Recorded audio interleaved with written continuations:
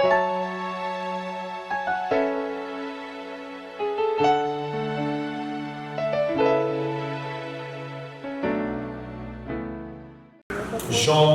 capítulo 1, versículo 20. Então Jó se levantou, rasgou o seu manto, rapou a cabeça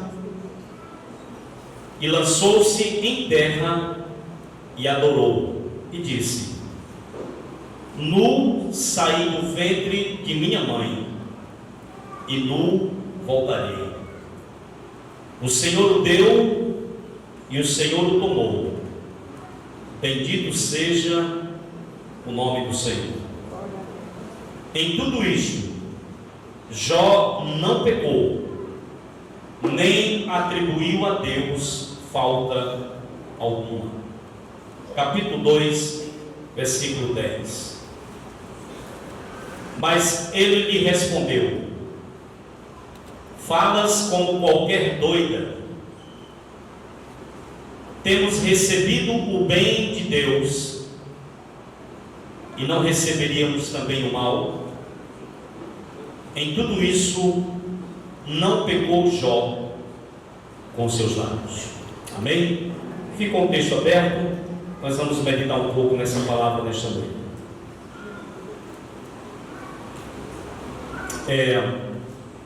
Alguns irmãos aqui acompanharam um texto que, no dia 15 de agosto, dia 15 deste mês, um colunista do Farol de Notícia, ele escreveu, não vou dizer o nome dele aqui, porque quem já leu sabe quem é, mas ele escreveu um texto, a gente deu uma resposta depois, e o título do texto que ele escreveu era o seguinte: a tragédia humana resultante da manipulação pela fé. 2 dias depois, ou depois da nossa resposta, ele mudou o título para a tragédia humana e a manipulação pela fé. Isso foi o que esse colunista escreveu. Ele toma como base um acidente hipotético. Ele imagina um acidente de ônibus, onde, na hipótese dele, 42 pessoas estão viajando e sofrem um acidente. E ele diz que, na hipótese que 2 pessoas sobrevivem e 40 morreram. E estes 2 que sobreviveram dizem: sobrevivi, graças a Deus. E outros dizem até: sobrevivi, Deus está no comando. E ele questiona esse tipo de fé, porque ele entende que, se Deus estivesse no comando, Deus teria evitado o acidente antes que esse acidente acontecesse. Esse mesmo colunista, ele usa um outro exemplo, que é o exemplo da seca do Nordeste. Segundo ele, quando nós estamos em seca, as pessoas de fé rezam, oram, realmente porque a nossa região é seca, e quando vem a chuva, as pessoas de fé agradecem e atribuem a Deus a chuva. E ele questiona se é Ele que manda chuva, e se é Ele que não manda chuva, por que Ele não transforma o Nordeste no Rio Grande do Sul?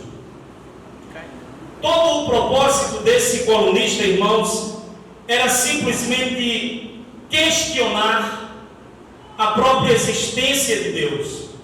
E caso Deus exista, segundo ele, o propósito dele era colocar em xeque a soberania de Deus, o controle absoluto de Deus sobre as tragédias da vida.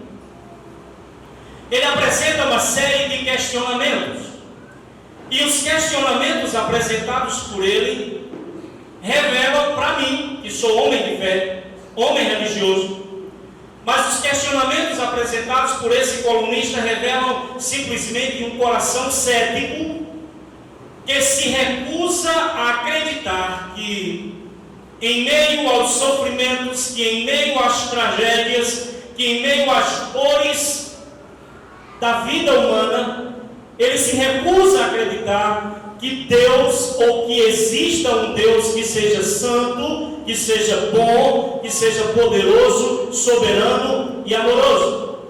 Porque, de acordo com o pensamento desse autor, que não é original, é o pensamento de todos os ateus, de acordo com o pensamento desse colunista, uma coisa inevitavelmente exclui a outra. Ou seja, ou Deus existe, ou ele não existe e o mal é que toma de conta. Porque para ele não tem como subsistir um Deus bom e poderoso, ao mesmo tempo em que existe tanto sofrimento no mundo.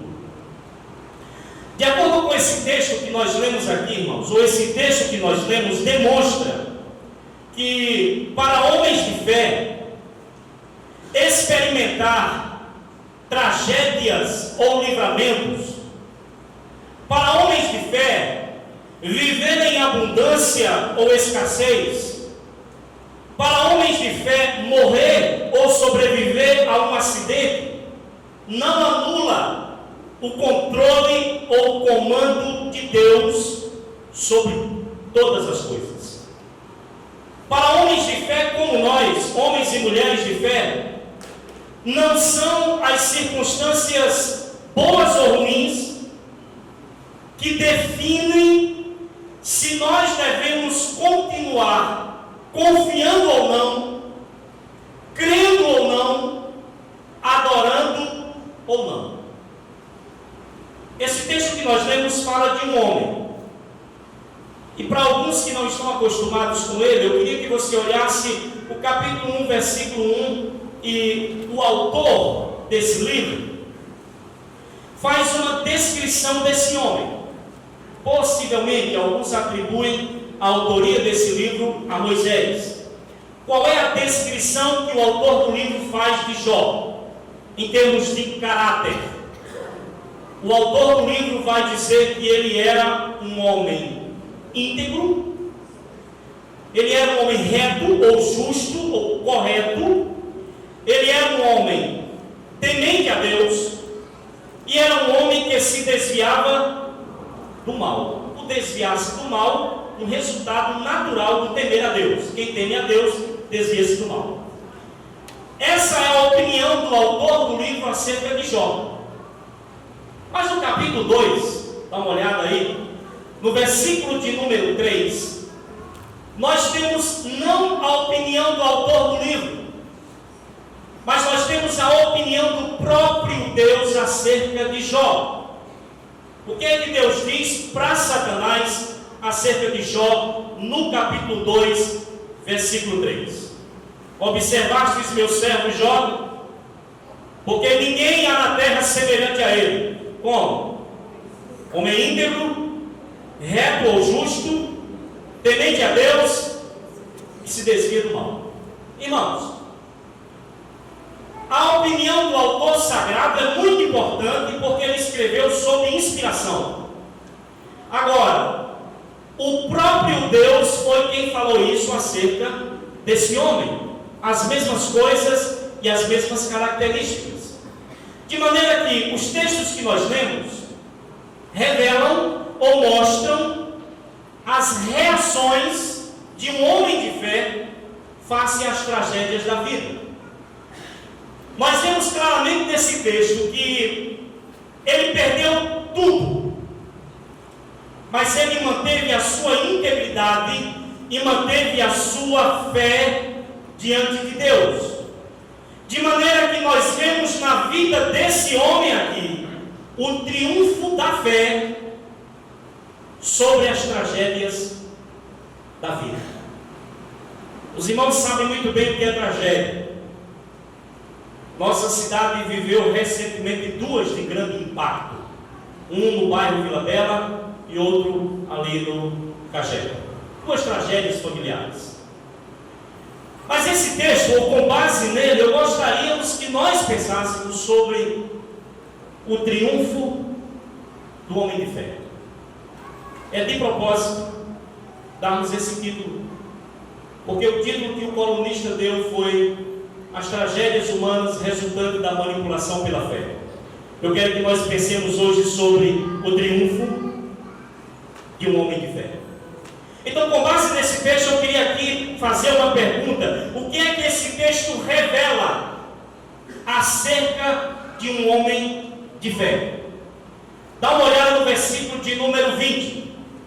A primeira coisa que esse texto revela acerca de um homem de fé é a sua humanidade real. A primeira coisa que esse texto revela é que esse homem de fé era de fato humano.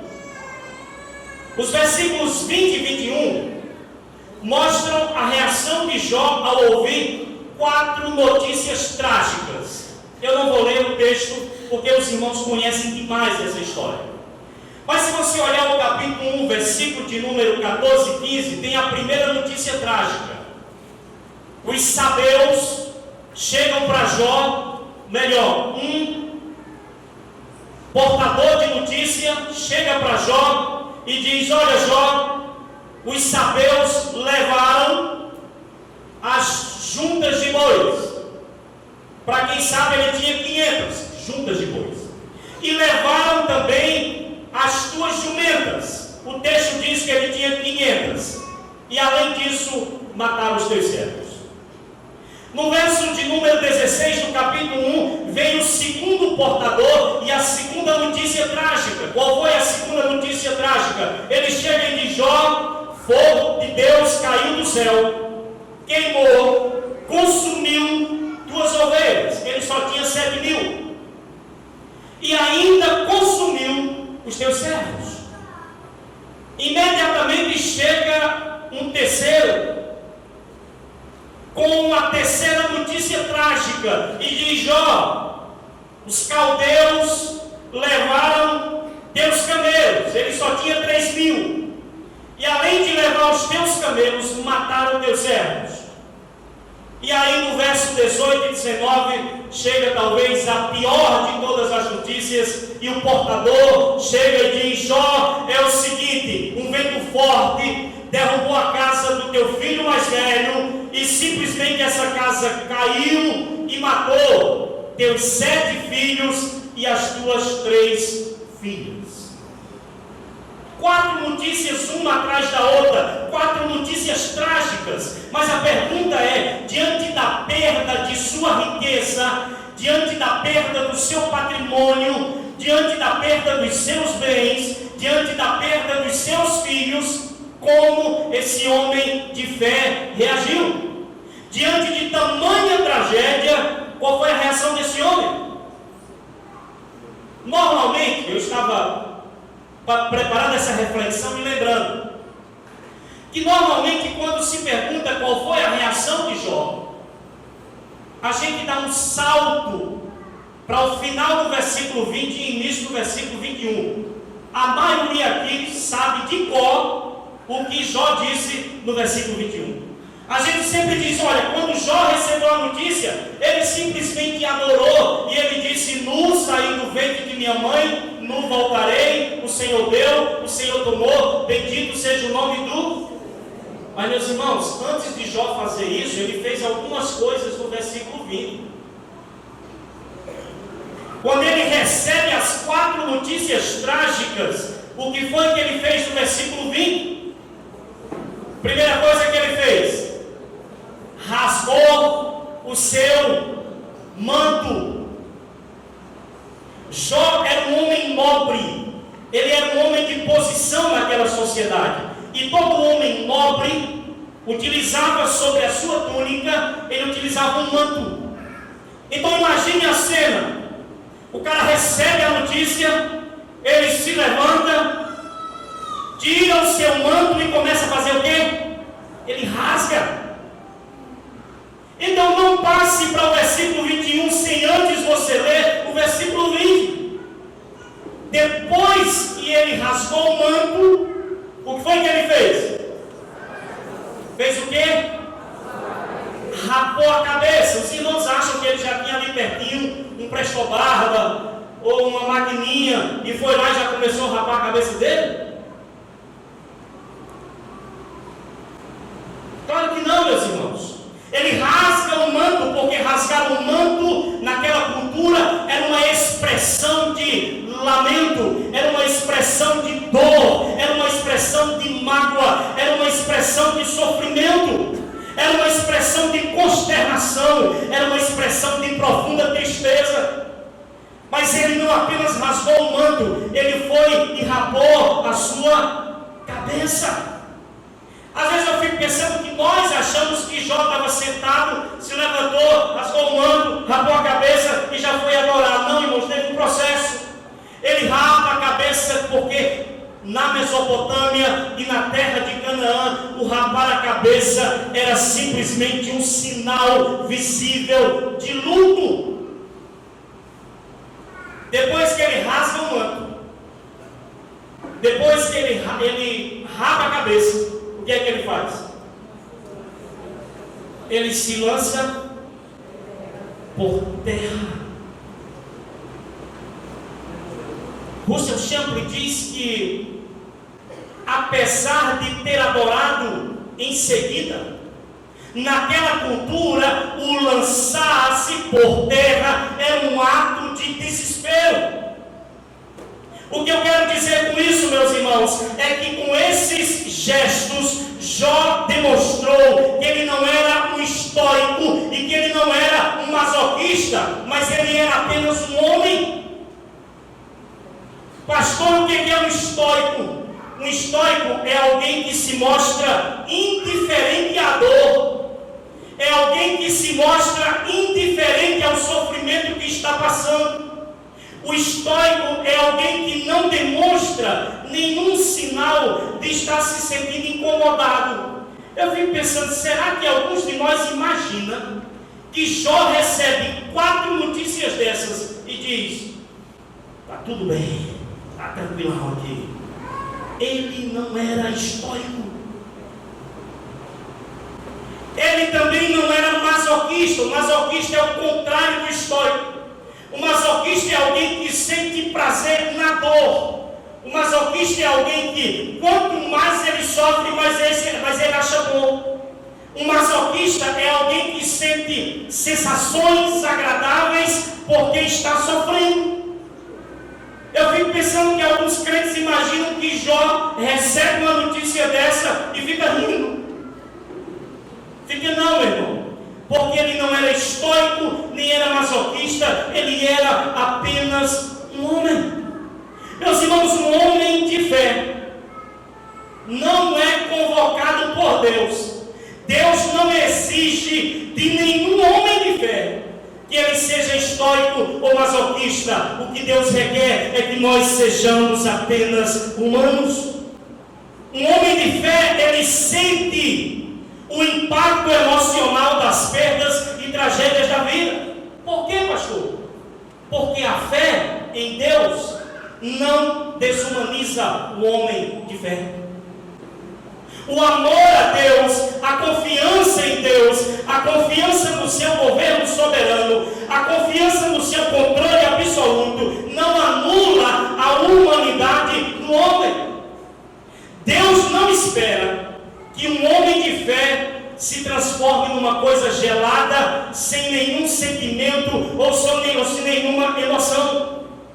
Porque, irmãos, as dores, as lágrimas, as angústias, o choro, o lamento, o grito da alma, as tristezas profundas são reações legítimas e são reações compreensíveis para qualquer homem ou mulher de fé. Muitas vezes, e olha que eu já estou nessa caminhada desde abril de 1989, mas muitas vezes homens e mulheres de Deus engolem o choro. Muitas vezes homens e mulheres de Deus sufocam o grito da alma. São privados muitas vezes de viverem ou de experimentarem o seu luto. Por quê? Porque disseram para ele que crente não reage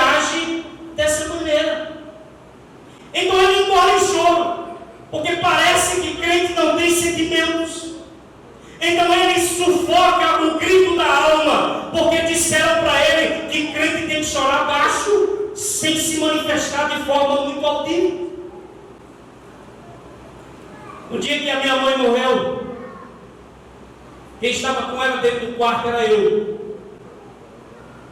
Eu e a minha irmã. A minha irmã começa a entrar em desespero quando percebe que ela está morrendo. Minha irmã missionária Vanessa, serva de Deus, entra em desespero. Eu peço para ela sair do quarto. E aqui eu vou contar uma experiência que só crente acredita, alguns não. Mas quando ela saiu do quarto, gritando, chorando na sala, eu com a minha mãe sentado na cama, ela deitadinha e eu sentado do lado dela. O pessoal que é aqui renovado e crê nos dons do Espírito, irmãos, eu não sei de onde veio, mas enquanto minha mãe morria, eu acariciava minha mãe e eu falava em línguas, porque a presença de Deus ali era profunda. Mas enquanto eu fazia isso, a minha irmã estava gritando e em desespero. Era uma reação normal, era uma reação natural, porque é humana. Eu não estava na hora que o BM foi buscar o caixão na casa da minha mãe. Mas o que me relataram foi que quando o corpo da minha mãe foi colocado no BM, essa minha irmã, ela saiu gritando no meio da rua e caiu no chão gritando, desesperada, porque estavam levando a minha mãe. Mas no dia do velório da minha mãe aqui, o corpo dela aqui, eu estava tão arrasado, tão debilitado, tão triste, tão impactado com aquele momento, que eu não consegui dar uma palavra. E quando o pastor Helder cedeu a palavra para a família, a minha irmã foi a única que veio aqui à frente, e essa que estava chorando, e leu esse texto: o Senhor deu, o Senhor tomou, bendito seja o nome do Senhor. Meus irmãos, diante das tragédias da vida, nós podemos expressar a nossa humanidade real. Eu vou contar algo para vocês aqui, porque eu pedi autorização para isso. Alguns aqui vão lembrar, talvez outros não. Mas no dia 8 de janeiro, segundo o que me passaram, eu estava aqui. Eu não lembrava a data nem o ano. Mas no dia 8 de janeiro de 2009, aconteceu um acidente trágico na Estrada de Triunfo. Os irmãos sabem que um carro pequeno cabe 5 pessoas com um motorista. Esse carro vinha um motorista e mais 5 jovens na faixa de 17 anos de idade. E descendo aí, já na estrada, houve um acidente. Alguns aqui vão lembrar. O advogado ainda foi socorrido, morreu no hospital. Das 5 jovens, 3 ficaram com sequelas profundas. Uma está bem. Mas das 5 jovens, uma morreu na hora. Nem foi socorrida. Essa jovem foi criada aqui na igreja, sua mãe trazendo, afastou-se por um tempo. E nesse período acontece um acidente. Ela tinha 17 anos de idade. O nome dela era Kaline. Não sei se alguns de vocês lembram desse acidente. Eu estou dizendo isso porque eu pedi autorização à mãe dela para eu estar falando disso aqui. Meus irmãos, algumas coisas me marcaram. Eu estava de férias no Amazonas aqui, mas algumas coisas me marcaram naquele dia. Já era escurecendo e foi à noite, finalzinho da tarde, quando o corpo veio chegar já era noite. Mas algumas coisas me marcaram é que quando eu fui no BM, a mãe, chorando e desesperada, pediu para que eu desse uma palavra. E ela disse para que os demais jovens, pastor, possam ouvir. No outro dia foi o sepultamento de Kaline. E algo me marcou profundamente, mas ao mesmo tempo me levou a uma profunda reflexão. Uma profunda reflexão, por quê? Porque muitas vezes nós queremos que homens e mulheres de fé engulam o choro. Muitas vezes nós achamos que em nome da fé, homens e mulheres de fé têm que sufocar o grito da alma. Não tem não, meu irmão. E eu me lembro que quando nós estávamos naquele cemitério, o sepultamento de Kaline, a mãe dela está aqui, possivelmente ela não vai lembrar disso, porque ela estava muito aperreada. Mas no momento do sepultamento dela, com muita gente, Algo que me marcou era porque esta mãe, como uma mãe de fé mais humana, ela gritava o nome da filha: Kaline, Kaline, minha filha, por que você fez isso comigo? Ela gritava isso alto no cemitério. E eu não sei como, mas ela me identificou na multidão. Ela não lembra disso, mas ela olhou para mim e disse: Pastor Paulo César, eu estou escandalizando o Evangelho? Eu disse para ela: não, minha irmã, pode chorar, porque a filha era sua. Ela era sua filha. Meus irmãos, homem de fé, ou o triunfo de um homem de fé, esse texto revela, é que esse homem de fé, ele tem, se quiser chorar por alguma dor, chore, porque Deus nunca mandou você engolir o choro. Deus nunca exigiu que você fosse um masoquista, nem que você fosse um estoico. Deus quer apenas que você seja um humano, mas um humano cheio da fé nele, apesar de tudo. Quando eu olho para esse texto, a gente precisa perguntar: somente isso? O texto só revela a humanidade real? Não. Há uma segunda coisa que esse texto revela sobre um homem de fé, que está no finalzinho do verso 20 e início do verso 21. O final do verso 20 diz que Jó adorou.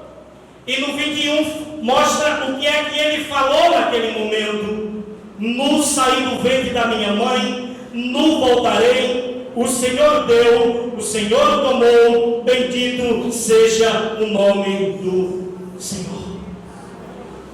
Ele não apenas mostrou uma humanidade real, quando ele rasga o manto, quando ele raba a cabeça e quando ele se lança por terra, mas ele mostrou aqui uma outra coisa que é própria de homem de fé. Ele mostrou a sua adoração incondicional. Irmãos, dá uma olhada no capítulo 1, versículo 9 e 10.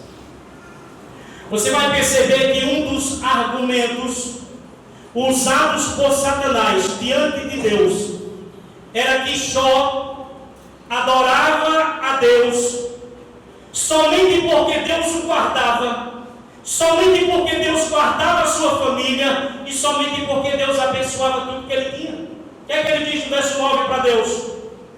Então respondeu Satanás ao Senhor: porventura Jó debalde teme a Deus? Acaso não o cercaste com sebe? Sebe aqui era uma espécie de cerca de espinho. Cercaste com sebe quem? A ele, a sua casa e a tudo quanto tem.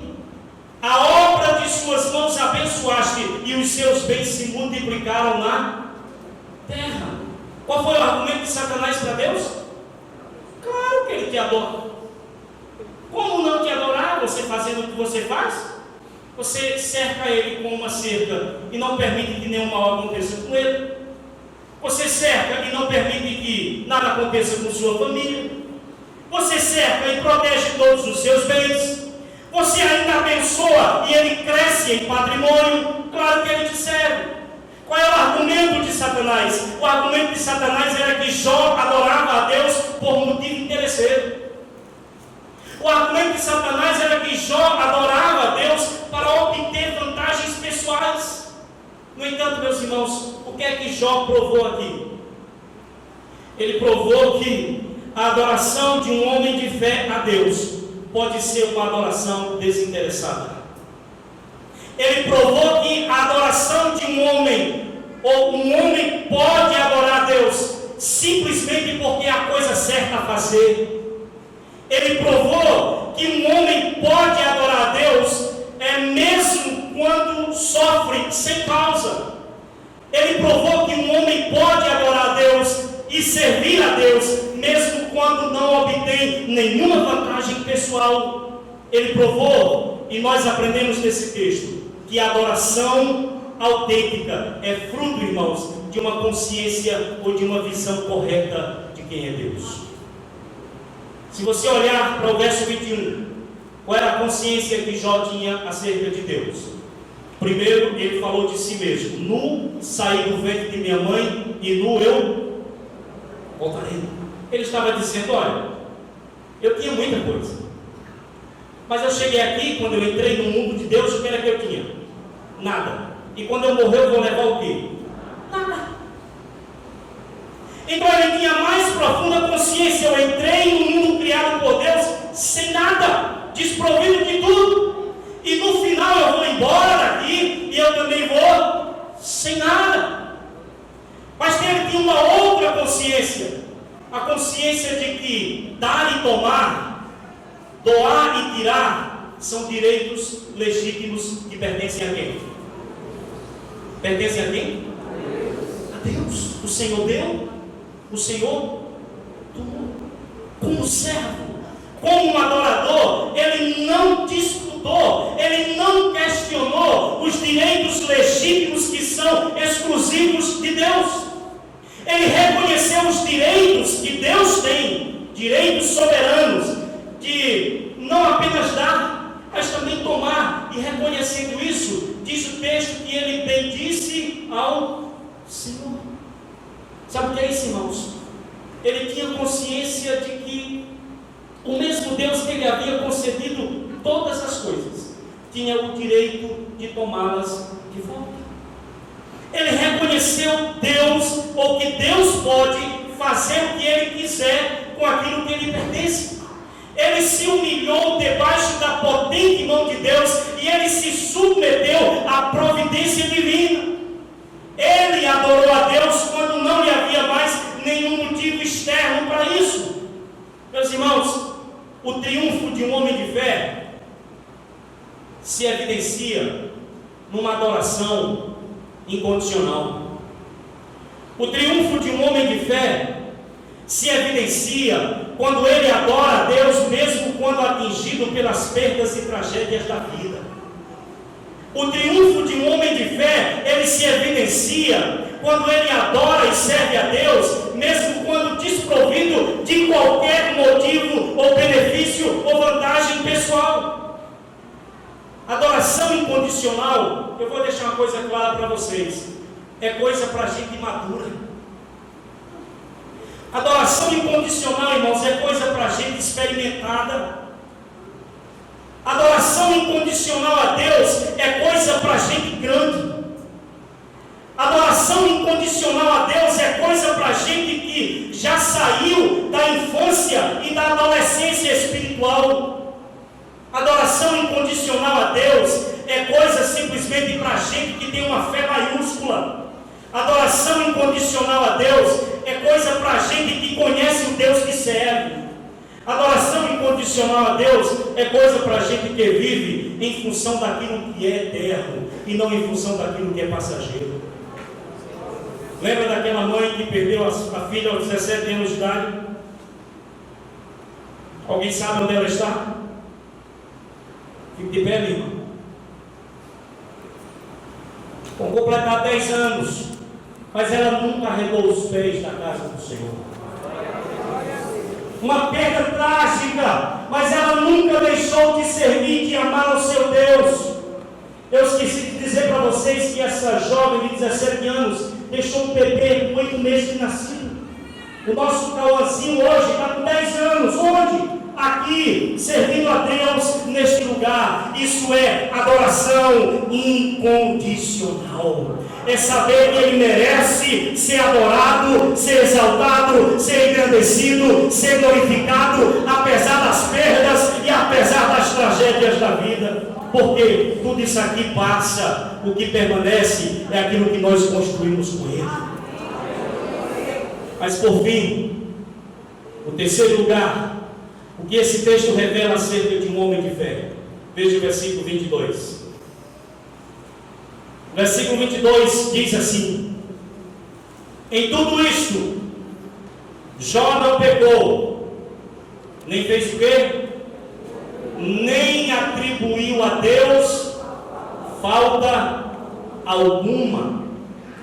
Quem tem aí a versão NVI, vai dizer que em tudo isso Jó não pecou, nem culpou Deus de coisa alguma. Irmãos, veja isso. No versículo de número 20, nós vimos que Jó reagiu com uma humanidade real. Rasga o manto, rapa a cabeça, lança-se por terra. No versículo 20 e 21, nós vimos que ele prestou a Deus uma adoração incondicional. Mas qual é a terceira coisa que esse texto revela acerca desse homem de fé?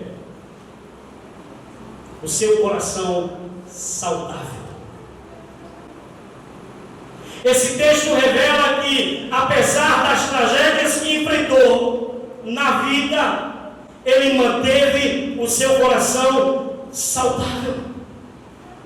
Ele não acusou Deus de culpa nenhuma. Ele não atribuiu a Deus falta alguma. Ele não chamou Deus de um Deus caprichoso e imoral. Ele não acusou Deus de desgoverno ou falta de controle. Ele não ousou blasfemar.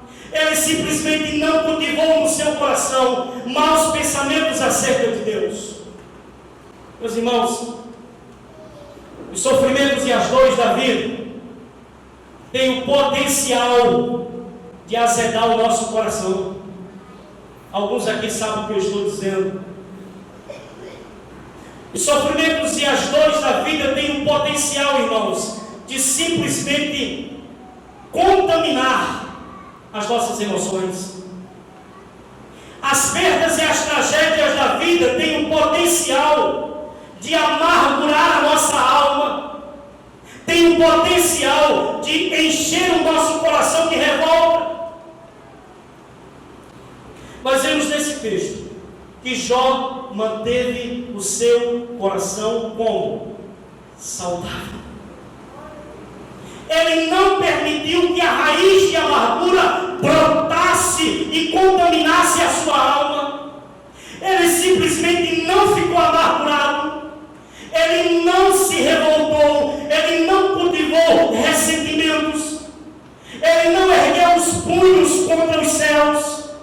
Ele simplesmente não ficou decepcionado. Ele não abandonou a fé. Ele não se afastou de Deus. Ele não colocou Deus no banco dos réus, como o colunista colocou. Ele não acusou Deus de injustiça, de maldade ou de falta de amor. Ele não fez nada disso. Ele não culpou Deus por coisa alguma. Eu não sei se alguém aqui, ou se alguns aqui já assistiu aquele filme Deus Não Está Morto, o número 1. Quem já assistiu? Dá um sinalzinho assim. Muita gente aqui assistiu Deus Não Está Morto 1, já saiu 2 e alguns com certeza já assistiram. Quando eu estava preparando essa mensagem, eu acessei as últimas cenas do filme porque eu queria encontrar algo. E o último argumento que o aluno apresenta na sala de aula para o professor e para os seus colegas, no último argumento, quando ele finaliza o seu argumento, ele olha para o professor e ele faz duas perguntas, ou uma pergunta insistente. Você odeia Deus? O professor achou que isso nem sequer era uma pergunta para ser feita. Mas o aluno, ele insiste e olha para o seu professor e ele pergunta: por que você odeia a Deus? Depois de relutar, o professor tem uma resposta muito contundente. Ele olha e diz: eu odeio Deus, porque Ele acabou tirando tudo de mim. E aí repete: sim, eu odeio Deus, tudo que eu tenho por Ele é ódio. Esse professor era ateu. Mas, meus irmãos, depois a gente fica sabendo por que esse professor odiava Deus. Eu não sei se alguém aqui vai lembrar do filme. Mas ele odiava a Deus e ele fala isso para o aluno, que quando ele tinha 12 anos de idade, ele viu a sua mãe morrendo, sendo consumida por um câncer. E aos 12 anos de idade ele disse que orou e pediu a Deus que pelo menos poupasse a vida da sua mãe. E se ele poupasse, ele iria adorá-lo e amá-lo para sempre. Mas a mãe dele veio a morrer de um câncer. Daí o ódio dele para com Deus. Meus irmãos, preste atenção nisso aqui. há muitas coisas, são poucas não, viu? Há muitas coisas que nós não entendemos. Há muitas perguntas nesta vida para as quais nós não temos respostas. E eu fico muito preocupado quando eu vejo alguém diante de uma tragédia ou do sofrimento de uma família ou de uma pessoa que viveu uma tragédia, tentar explicar. Quer um conselho? Não explique. Não tente fazer isso. Vocês lembram dos amigos de Jó? Alguém sabe, quando eles chegaram, quantos dias eles ficaram calados, tão impactados que ficaram com a situação de Jó? Quantos dias? 7 dias. Eles não conseguiram abrir a boca. Melhor seria que eles tivessem ficado a vida toda sem abrir a boca. Porque quando eles abriram a boca para tentar explicar, falaram um monte de besteira. Não era nada daquilo que eles estavam tentando dizer para Jó. Então, meus irmãos, há muitas coisas que nós não entendemos. Há muitas perguntas para as quais nós não temos respostas. Mas Jó mostrou que é possível um homem de fé manter um coração saudável, não permitindo que a raiva, não permitindo que o ódio, não permitindo que a revolta possa contaminar e adoecer o seu coração. Então eu queria lhe dar um conselho. Ao invés de cultivarmos qualquer sentimento nocivo, ao invés de cultivarmos qualquer sentimento danoso ou prejudicial para o nosso coração, eu queria lhe dar um conselho. Nós devemos lembrar daquilo que o Senhor disse através do profeta Isaías. Deus disse para o povo de Israel que estava no cativeiro: porque os meus pensamentos não são os vossos pensamentos, nem os vossos caminhos são os meus caminhos, diz o Senhor. Porque assim como os céus são mais altos do que a terra, disse Deus, assim também são os meus caminhos mais altos do que os vossos caminhos, e os meus pensamentos mais altos do que os vossos pensamentos. Irmãos, há muita coisa no mundo espiritual que nós não temos consciência. Por exemplo, Jó tinha consciência do que estava se processando no mundo espiritual? Nenhuma. Ele apenas estava sofrendo aqui as consequências disso.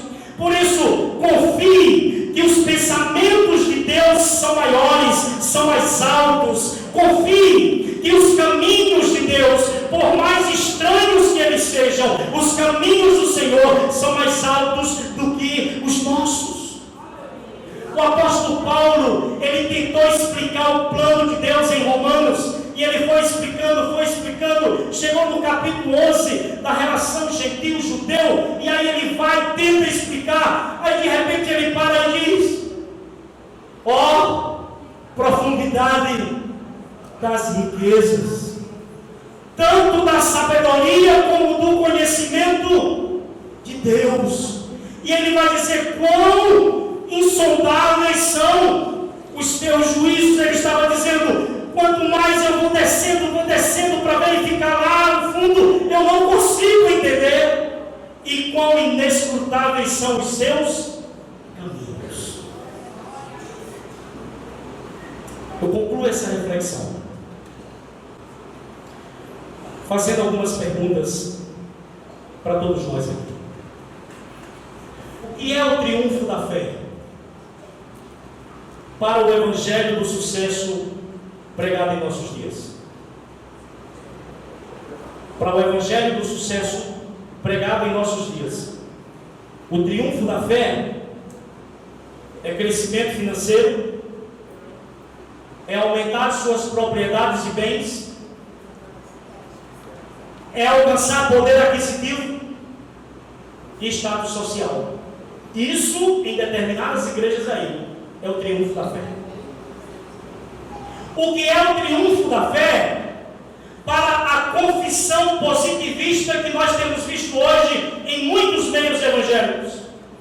O triunfo da fé para essa confissão positivista são curas, proteção e livramento nas tragédias e perdas da vida. Mas o que é o triunfo da fé, de acordo com a palavra de Deus? O triunfo da fé, meus irmãos, de acordo com a palavra de Deus, é sentir o impacto emocional que as tragédias e perdas da vida provocam, e mesmo sentindo tal impacto, continuar adorando e servindo ao Deus da nossa vida. Esse é o triunfo da fé. O triunfo da fé, de acordo com a palavra de Deus, é sofrer as perdas de patrimônios e bens, é sofrer perdas de pessoas que amamos e estimamos, e mesmo assim, bem dizer a Deus, porque nós reconhecemos os seus direitos legítimos de dar e de tomar, de doar e de pegar de volta. Isso é o triunfo da fé. O triunfo da fé, de acordo com a palavra de Deus, irmãos, é sentir a dor provocada pelas tragédias e perdas da vida, e mesmo sentindo essa dor, manter o coração saudável, livre de rancor, livre de ódio, livre de revolta, livre de ressentimentos contra Deus. Isso é o triunfo da fé.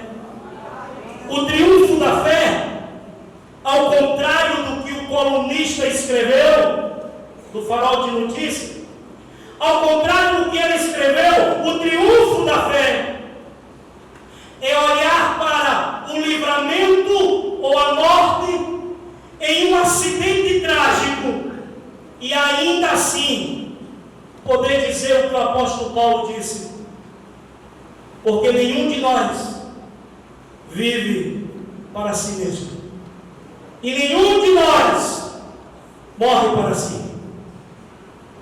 Porque se vivemos, disse Paulo, vivemos para quem? Para o Senhor vivemos. E se morremos, para o Senhor morremos. E disse Paulo, de maneira que, quer vivamos, quer morramos, nós somos do Senhor. Isso é o triunfo da fé. Que Deus em Cristo aplique a sua palavra aos nossos corações. Que nos momentos mais difíceis da nossa caminhada, nós possamos lembrar que um homem de fé, ele tem uma humanidade real, mas ele pratica uma adoração incondicional, e depois de tudo, mantém o seu coração saudável.